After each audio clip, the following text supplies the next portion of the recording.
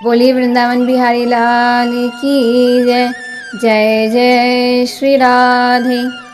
ज्येष्ठ मास के कृष्ण पक्ष की एकादशी को अपरा और अचला एकादशी के नाम से जाना जाता है।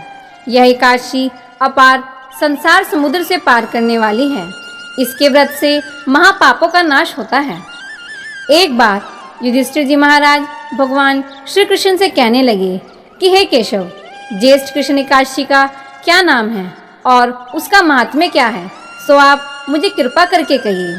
तब भगवान श्री कृष्ण कहने लगे कि हे राजन, यह एकादशी अचला तथा अपरा दोनों ही नामों से जानी जाती है।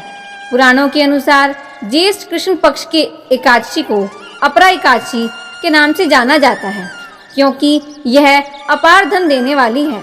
जो मनुष्य इस व्रत को करते हैं वे संसार में प्रसिद्ध हो जाते हैं। इस दिन भगवान त्रिविक्रम की पूजा की जाती है।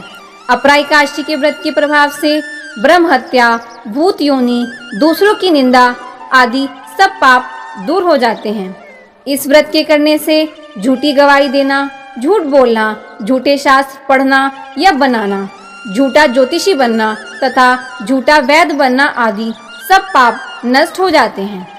जो क्षत्रिय युद्ध में भाग जाए वे नरकगामी होते हैं, परंतु अपरा एकादशी का व्रत करने से वे भी स्वर्ग को प्राप्त करते हैं। जो शिष्य गुरु से शिक्षा ग्रहण करते हैं फिर भी उनकी निंदा करते हैं, वे अवश्य ही नरक के भागी होते हैं।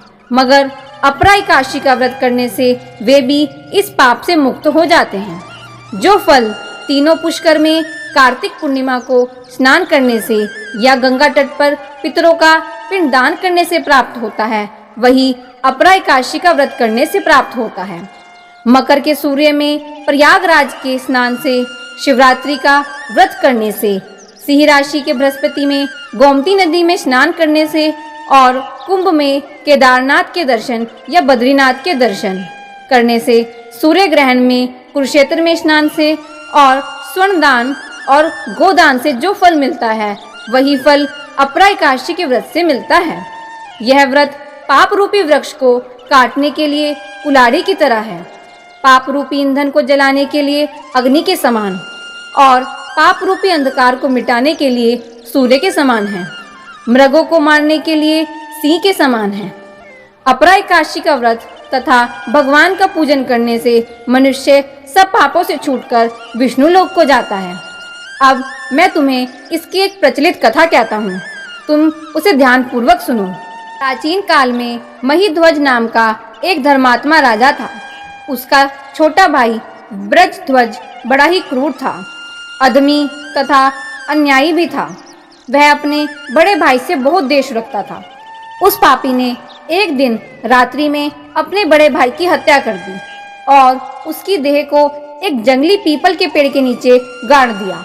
इस अकाल मृत्यु से राजा प्रेत आत्मा के रूप में उसी पीपल के पेड़ पर रहने लगा और अनेक उत्पात भी करने लगा। एक दिन अचानक धौम्य नामक ऋषि उधर से गुजरे। उन्होंने प्रेत को देखा और तपोबल से उसके अतीत को जान लिया। ऋषि ने अपने तपोबल से उसके उत्पात का कारण समझा। ऋषि ने प्रसन्न होकर उस प्रेत को पीपल के पेड़ से उतारा और परलोक विद्या का उपदेश दिया। दयालु ऋषि ने राजा की प्रेत योनि से मुक्ति के लिए खुद ही अपरा एकादशी का व्रत भी किया और अपना पुण्य उस प्रेत को अर्पित कर दिया। इस पुण्य के प्रभाव से राजा की प्रेत योनि से मुक्ति हो गई। वह ऋषि को धन्यवाद देता हुआ दिव्य देह को धारण करके पुष्पक विमान में बैठकर स्वर्ग को चला गया। हे राजन, यह अपरा एकादशी की कथा मैंने लोकहित के लिए तुमसे कही। इसे पढ़ने और सुनने मात्र से मनुष्य अपने सब पापों से छूट जाता है। बोलिए वृंदावन बिहारी लाल की जय।